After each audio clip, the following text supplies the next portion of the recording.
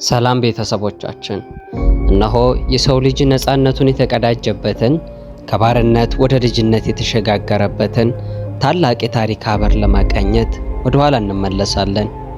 ከሙሴ ብርሃናዊ ገጽ ጀርባ፣ ከኤልያስ የእሳት ሰረገላ ማዶ፣ በቆሮንቶስ በረሃ ዝምታ ውስጥ የተደበቀውን ያንን ታላቅ የድል መዓዛ አብረን እንመርምር። ዓለም በኃጢአት ማዕበል ተናውጣ ከሕይወት ገመድ ተቆርጣ የሰው ልጅም በመብል ምክንያት ከገነት ተሰዶ ባለበት በዚያ የጨለማ ዘመን ጾም እንደ ንጋት ኮከብ ከሰው ልጅ ታሪክ አድማስ ላይ ብቅ አለች። ይህ ጉዞ የሥጋን ድካም በነፍስ ብርታት፣ የምድርን ረሃብ በሰማያዊ ፍካት የሚተካ ምስጢራዊ መስመር ነው።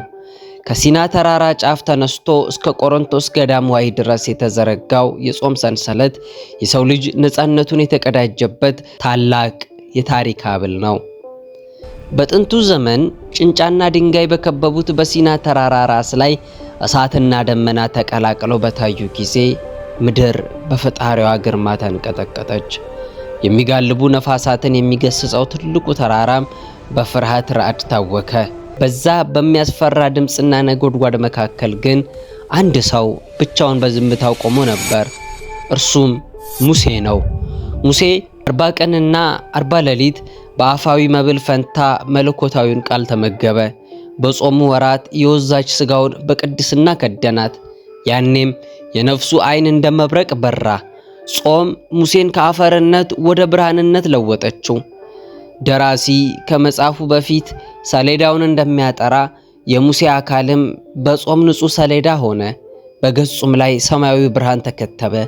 ከተራራው ግርጌ የነበሩ ሕዝቦች በጾም ብዕር የተጻፈችውን ያችን የብርሃን ክታብ ያነቡ ዘንድ ስላልተቻላቸው ሙሴን ተሸፈንልን ብለው ለመኑት። ይህ የሲና ጾም ባሪያ ጌታውን ለማየት ያደረገው የናፍቆት ሩጫ ነበር። ሙሴ በጾሙ ኦሪትን አመጣ፣ ምድርንም ከመቅሰፍት አዳናት። ጉዞ ይቀጥላል፣ ወደ ኮሬብ ተራራም ያመራል። ነቢዩ ኤልያስ በጾም ብርታት ሞትን ድል የነሳ ባህሪውም ከመላእክት ጋር የተካከለ የእሳት ሰው ሆነ። ኤልያስ በ40 ቀን ጾሙ የምድርን ስበት በጠሰ። ነፍሱም እንደ ንስር ክንፍ አውጥታ ወደ ሰማይ ተነጠቀች። የጾም ኃይል ኤልያስን ከምድር ድካም ወደ እሳት ሰረገላ አሸጋገረችው። እርሱ በጾሙ ሰማይን ዘጋ፣ በጾሙም እሳትን ከሰማይ አወረደ። የነቢያት ጾም የእግዚአብሔርን ክብር ለመለመን የሚደረግ ምድርንም ለሰማይ በረከት የሚያጭ የታላላቅ አባቶች ተጋድሎ ነው። ከዘመን ዘመን ስትፈልስ የነበረችው ጾም ነፋስ በሚነጉድበት ጸጥታን በሰፈነበት በረሃ ውስጥ በመጨረሻ ወደቧን አገኘች። በዚህ የመለከት ድምፅ አይሰማም፣ የሚነድ እሳትም አይታይም። ነገር ግን ከሲና ተራራ ግርማ ይልቅ የሚያስፈራ ረቂቅ ጸጥታ አለ። አስቀድሞ ተራራውን አንቀጥቅጦ አለቶቹን አቅልጦ እሳት አቀጣጥሎ የወረደው ያ ግሩም አምላክ ዛሬ በአርመሞ ወደ ቆሮንቶስ ወረደ። ተወዳጆች ሆይ ለአፍታ የቆሮንቶስን በረሃ በህሊናችሁ ተመልከቱ። እዚህ የሚታይ ነበልባል የለም፣ ነገር ግን ከእሳቱ ይልቅ የሚያቃጥል የፍቅር ኃይል አለ።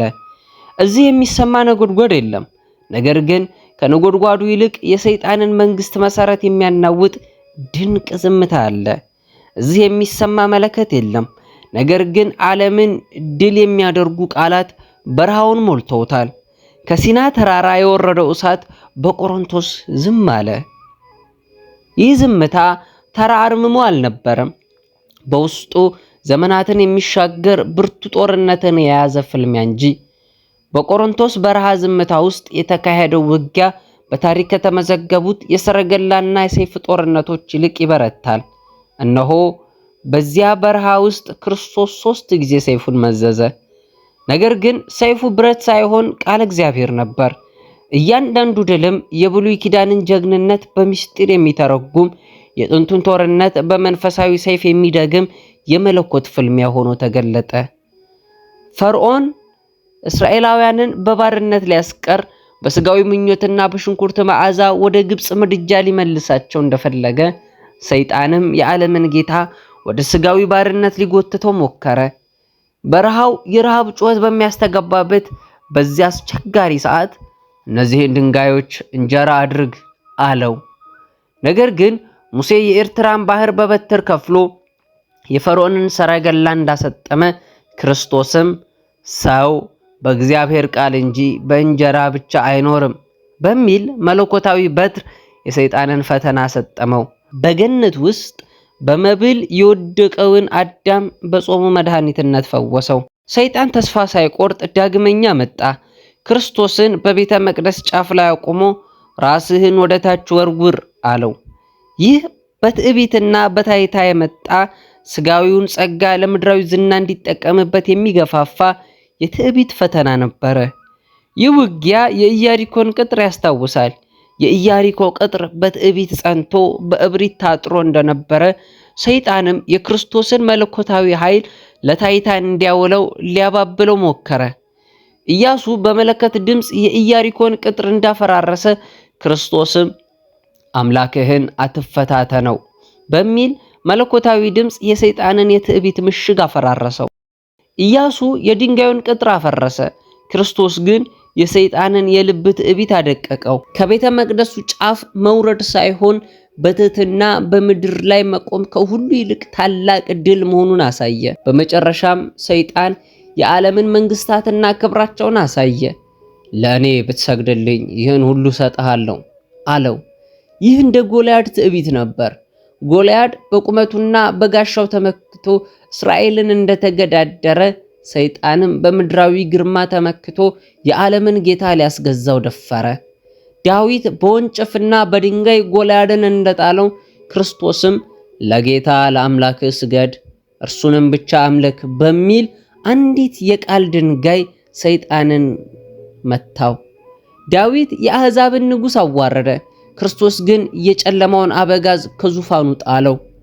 ሰረገላና ፈረስ ለሌላቸው ለድሆች የሰይጣን መንግስት በቃሉ ፊት እንደ ትቢያ እንደሚበን አበሰረ። በረሃው የድል አውድማ ሆነ። እነሆ በቆሮንቶስ በረሃ የተደረገው ጦርነት ተፈጸመ። ክርስቶስ እንደ ሙሴ ባህርን አልከፈለም፣ እንደ ኢያሱም ቅጥር አላፈረሰም፣ እንደ ዳዊት ሰይፍ አልመዘዘም። ነገር ግን በዝምታውና በቃሉ የብሉይ ኪዳንን ጀግኖች ድል በምስጢር ጠቀለለ።